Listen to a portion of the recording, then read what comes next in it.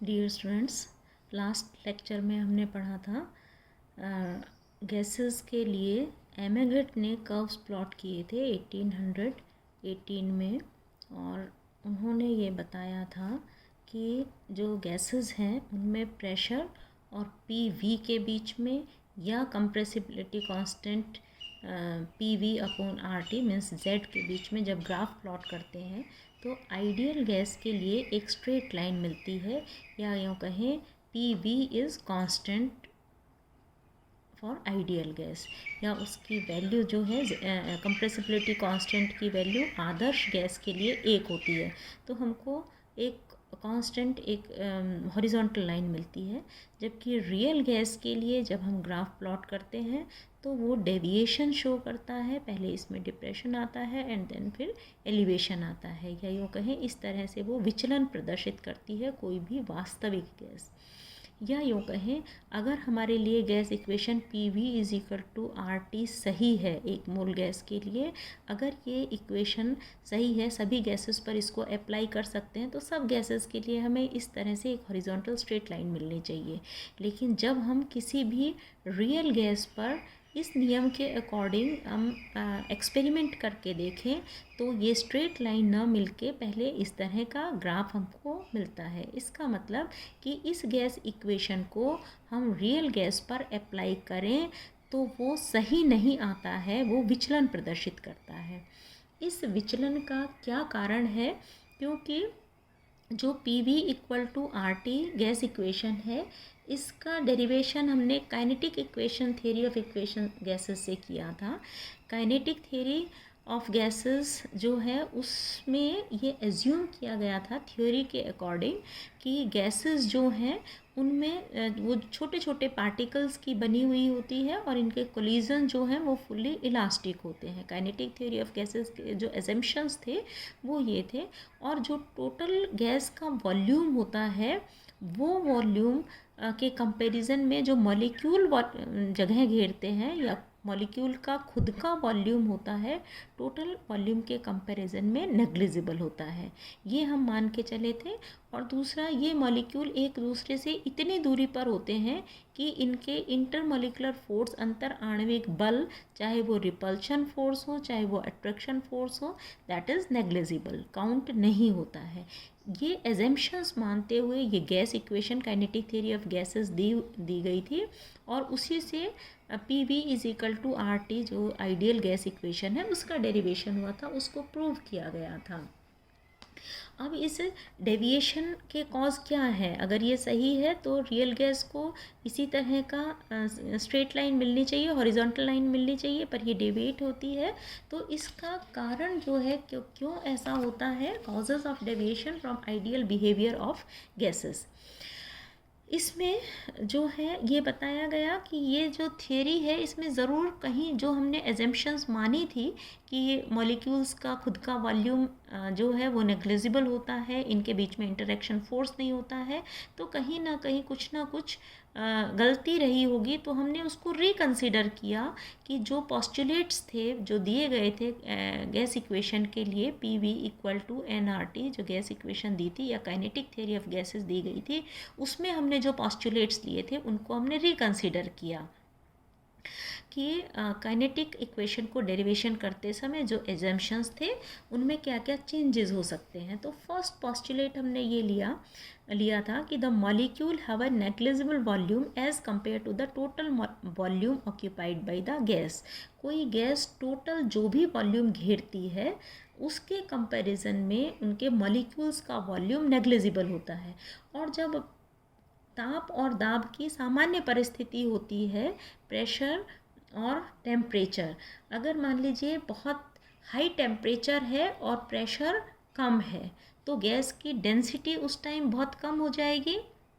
High pressure पर और low pressure और हाई टेम्परेचर पर गैस की डेंसिटी कम होगी, या यूँ कहें कि गैस के मॉलिक्यूल दूर दूर स्थित होंगे। तो उस परिस्थिति में वैसे होता भी ये है कि जो गैस है उसका जो आयतन है उसके कंपैरिजन में जो मॉलिक्यूल्स है उनका आयतन लगभग, उनका वॉल्यूम अप्रॉक्सीमेटली 0.014% होता है। मतलब अगर 100 ml गैस है तो 0.014 ml जो है वो मॉलिक्यूल्स का वॉल्यूम होगा। मॉलिक्यूल जो जगह घेरेंगे वो लगभग इतनी जगह घेरेंगे। लेकिन अगर हम प्रेशर को भी इंक्रीज़ कर दें, हाई प्रेशर पर किसी गैस को ले लें, से 1 एटमॉस्फेरिक प्रेशर से हमने इंक्रीज़ करके 100 एटमॉस्फेरिक प्रेशर कर दिया, अगर गैस का हाई प्रेशर इंक्रीज़ कर दिया उसका, तो उस टाइम पर मॉलिक्यूल्स का वॉल्यूम लगभग 1.4% हो जाता है टोटल वॉल्यूम के कंपैरेटिवली। जो टोटल वॉल्यूम है उसके कंपैरेटिवली मॉलिक्यूल्स का वॉल्यूम 0.014% से 1.4% इंक्रीज़ हो जाता है। मतलब इनका वॉल्यूम भी काउंटेबल हो जाता है, मॉलिक्यूल्स ने भी कुछ जगह घेर ली। या यूँ कहें कि अगर आइडियल गैस है इसमें या आइडियल कंडीशन है तो मॉलिक्यूल्स का खुद का वॉल्यूम नेग्लिजिबल है। लेकिन रियल गैस के मॉलिक्यूल्स का कुछ प्रेशर जब होता है, जब वो हाई प्रेशर पर या लो टेम्परेचर पर या रियल गैस के मॉलिक्यूल्स होते हैं, वो भी इसका मतलब कुछ ना कुछ जगह ज़रूर घेरते हैं। तो हम आइडियल गैस के लिए या जो काइनेटिक थ्योरी ऑफ गैसेस थी उसको डराइव करते समय हमने ये माना था कि गैस के मॉलिक्यूल्स का वॉल्यूम नेग्लिजिबल है। टोटल वॉल्यूम जो है वो केवल और केवल इस गैस का फ्री स्पेस है जिसमें सारे मॉलिक्यूल्स मूव कर सकते हैं।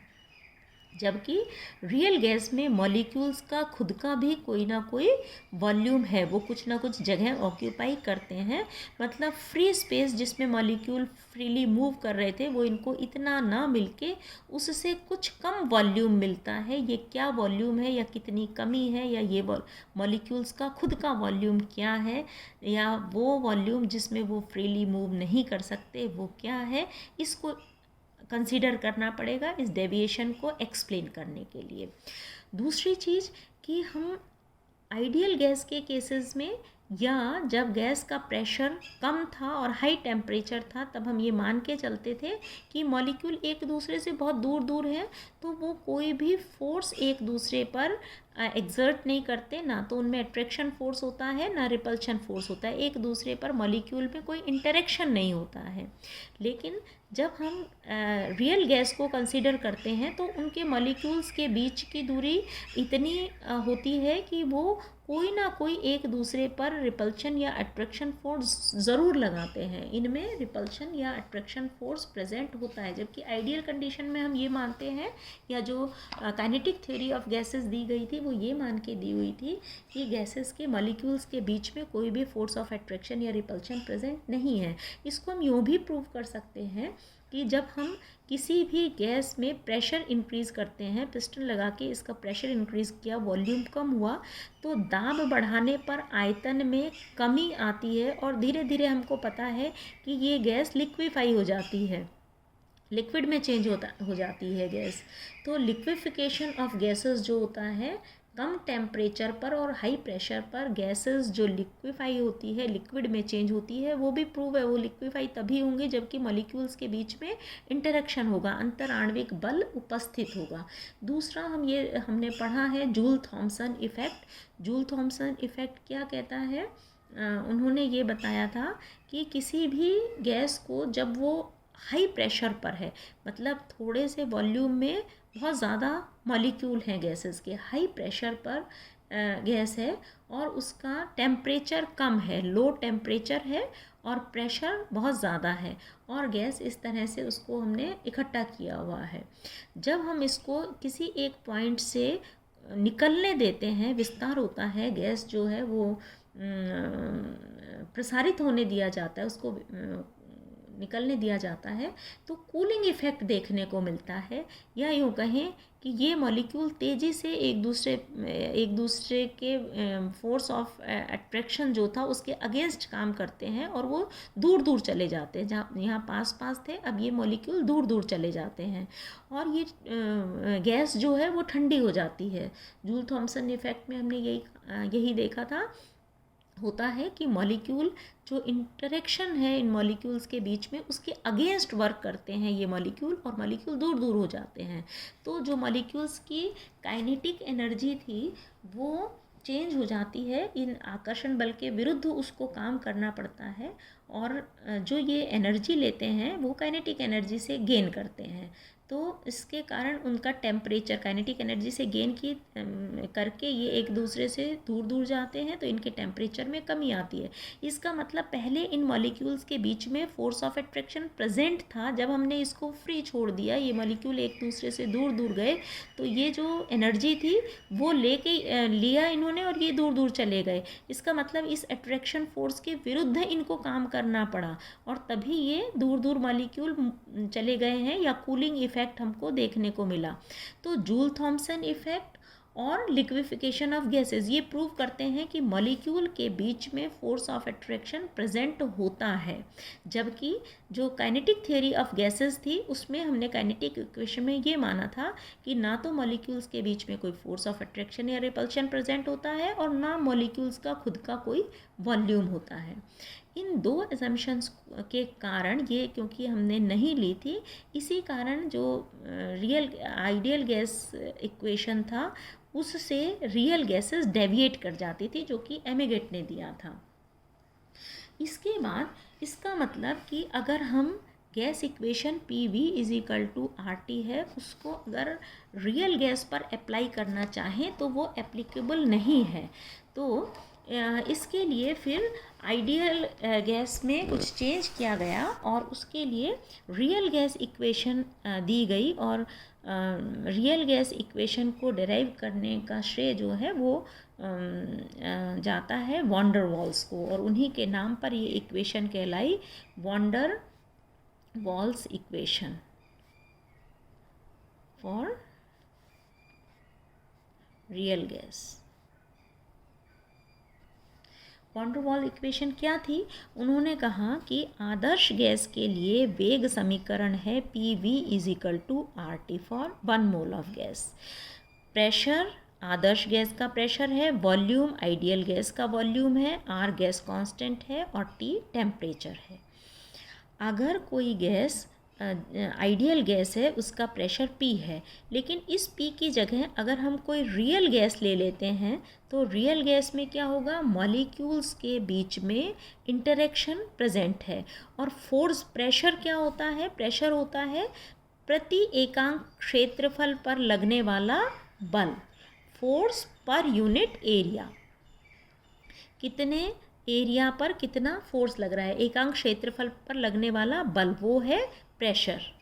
तो अगर मान लीजिए रियल गैस के मॉलिक्यूल्स हैं तो ये एक दूसरे पर इनमें इंटरेक्शन फोर्स प्रेजेंट होता है, वो मॉलिक्यूल्स जाके वॉल पर कोलाइड करेंगे तो अंदर वाले मॉलिक्यूल इसको खींचेंगे, जितने फोर्स से ये कोलाइड कर रहा है अगर फोर्स ऑफ अट्रैक्शन प्रेजेंट है तो अंदर वाले मॉलिक्यूल फोर्स ऑफ अट्रैक्शन के कारण इस कोलाइड करने वाले मॉलिक्यूल को अंदर की तरफ खींचेंगे। मतलब अगर इनमें कोई भी इंटरमॉलिक्यूलर फोर्स नहीं होता, आइडियल कंडीशन होती, तो ये पूरे प्रेशर से जाके वॉल पर कोलाइड कर पूरे फोर्स से जाके वॉल पर कोलाइड करते, और इस एकांक क्षेत्रफल पर कितने फोर्स से वो कोलाइड करते वही इसका प्रेशर PI हो जाता। लेकिन जब हम रियल गैस को कंसीडर करते हैं, मींस मॉलिक्यूल्स के बीच में इंटरमॉलिक्यूलर फोर्स प्रेजेंट है, तो जिस फोर्स से इसको जाके कोलाइड करना चाहिए उतने फोर्स से जाके कोलाइड नहीं करते हैं। क्यों? क्योंकि अंदर वाले मॉलिक्यूल उसको खींच लेते हैं, प्रेशर में कुछ कमी आ जाती है। तो जो आइडियल गैस का प्रेशर है वो रियल गैस के प्रेशर से ज़्यादा होता है। ये बराबर कब हो जाए, जब हम इसमें जो रियल गैस के प्रेशर में कमी आई है, सपोज इंटरमॉलिक्यूलर फोर्स के कारण P' कम हो गया, तो आइडियल गैस का प्रेशर और रियल गैस का प्रेशर समान कब होगा, जबकि ये जो इंटरमॉलिक्यूलर फोर्स के कारण जो कमी आई है प्रेशर में उसको हम ऐड कर दें। तो P में पी आई कुछ ऐड कर दें। अब ये कितना ऐड करें, this we have to calculate. और दूसरा वॉल्यूम में करेक्शन, कि आदर्श गैस का आयतन जो होता है ये वो आयतन है जिसमें कि सारा जो गैस जिस कंटेनर में भरी हुई है उसका जो भी वॉल्यूम होगा वो आइडियल गैस का वॉल्यूम होगा, क्योंकि हम ये मान के चलते हैं कि ये मॉलिक्यूल्स का खुद का वॉल्यूम तो नेग्लिजिबल है, ये खुद कोई जगह नहीं घेर रहे हैं, या टोटल वॉल्यूम के कंपेरेटिवली मॉलिक्यूल का वॉल्यूम नेग्लिजिबल है। मीन्स जो गैस का वॉल्यूम है V I, that is free to move these molecules, ये फ्रीली उस स्पेस में मूव कर सकते हैं। लेकिन अगर यहीं पर हम कोई भी वास्तविक गैस को कंसीडर करें तो ये मॉलिक्यूल भी कुछ ना कुछ जगह घेरेंगे, और वो जो भी स्पेस ये ऑक्यूपाई करते हैं ये उन मॉलिक्यूल्स का वॉल्यूम है जिसमें कि ये बाकी मॉलिक्यूल फ्रीली मूव नहीं कर सकते हैं। मतलब वी आई रियल गैस के वॉल्यूम, आइडियल गैस का वॉल्यूम रियल गैस के वॉल्यूम के बराबर कब होगा, जबकि इन मॉलिक्यूल्स ने जो जगह घेरी है, सपोज़ ये जगह बी घेरी है, बी वॉल्यूम इन्होंने ऑक्यूपाई किया है, उसको माइनस कर दें। मतलब आइडियल गैस के वॉल्यूम में से उस वॉल्यूम को माइनस कर दें जो कि मॉलिक्यूल्स ने घेर रखा है, रियल गैस के मॉलिक्यूल्स ने घेर रखा है, तो ये वॉल्यूम और रियल गैस का वॉल्यूम सेम हो जाएगा। लाइकवाइज प्रेशर में अगर वो प्रेशर जोड़ दें जो कि प्रेशर में कमी आई है due to intermolecular force, means हमें दो चीज़ों में जो एजम्पशंस है उनमें करेक्शन करना होगा। एक तो आदर्श गैस का दाब रियल गैस के दाब के बराबर नहीं होता है, कुछ कम होता है। वो क्यों कम होता है, क्योंकि रियल गैस के मॉलिक्यूल्स के बीच में इंटरमॉलिक्यूलर फोर्स प्रेजेंट है। तो जितना प्रेशर आइडियल गैस के मॉलिक्यूल्स वॉल पर लगाएंगे, जितना फोर्स से वो कोलाइड करेंगे, उतना प्रेशर रियल गैस का नहीं होगा क्योंकि उसमें इंटरमॉलिक्यूलर फोर्स है। अब कितना प्रेशर कम हो गया ड्यू टू इंटरमॉलिक्यूलर फोर्स, उसको अगर हम रियल गैस के प्रेशर में ऐड कर दें, that will be equal to ideal gas. Likewise volume में क्या करेक्शन है, ये वो वॉल्यूम है जिसमें मॉलिक्यूल फ्रीली मूव कर सकते हैं, या पूरे गैस का जो वॉल्यूम है वो आइडियल गैस का वॉल्यूम है। बट रियल गैस का वॉल्यूम कुछ कम हो गया है, किस कारण से, क्योंकि इन्होंने कुछ जगह घेर ली। तो आइडियल गैस के वॉल्यूम में से जो जगह इन्होंने घेरी है उसको अगर हम कम कर दें तो वो इसके बराबर हो जाएगा। आइडियल गैस के वॉल्यूम में से मॉलिक्यूल्स ने जो जगह घेरी है वो जोड़ दें तो ये बराबर हो जाएगा रियल गैस के वॉल्यूम के। ये दोनों कब बराबर होंगे, जबकि आइडियल गैस के वॉल्यूम में से इस एक्सक्लूडेड वॉल्यूम को या मॉलिक्यूल ने जो जगह घेरी है उसको हम कम कर दें। आइडियल गैस के प्रेशर में अगर हम कुछ प्रेशर जोड़ दें जो कि इंटरमॉलिक्यूलर फोर्स के कारण कम हुआ है तो वो रियल गैस के प्रेशर के बराबर हो जाएगा। तो ये हमें दो करेक्शन करने हैं, एक तो प्रेशर करेक्शन और एक वॉल्यूम करेक्शन। या हम यूँ कहें कि कितना प्रेशर ऐड करें और कितना वॉल्यूम कम करें कि आइडियल गैस का वॉल्यूम रियल गैस के वॉल्यूम के बराबर हो जाए और आइडियल गैस का प्रेशर रियल प्रेशर के बराबर हो जाए। This will consider in next lecture. Thank you.